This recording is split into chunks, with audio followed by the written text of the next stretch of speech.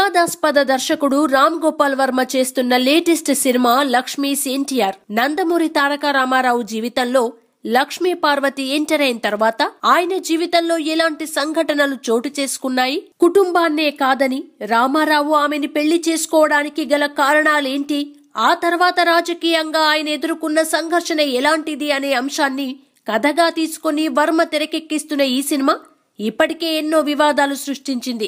ఇప్పటికే వర్మకి కావాల్సిన పబ్లిసిటీని తెచ్చిపెట్టిన 2 పాటలు విమర్శల పాలవగా తాజాగా లక్ష్మీస్ ఎన్టీఆర్ నుంచి ఫస్ట్ లుక్ టీజర్ ని రిలీజ్ చేశారు. రామారావు వర్ధంతి రోజున ఎన్టీఆర్ అలైవ్ అంటూ రామ్ గోపాల్ వర్మ రిలీజ్ చేసిన ఈ చిన్న టీజర్ చాలా మందిని ఆకట్టుకుంది.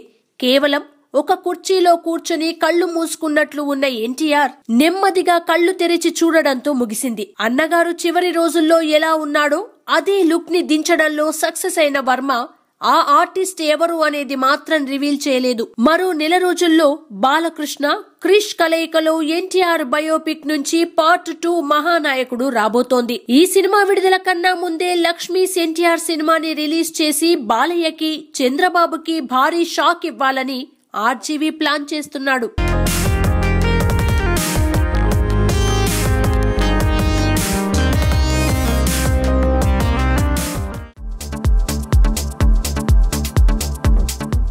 Please subscribe to new waves.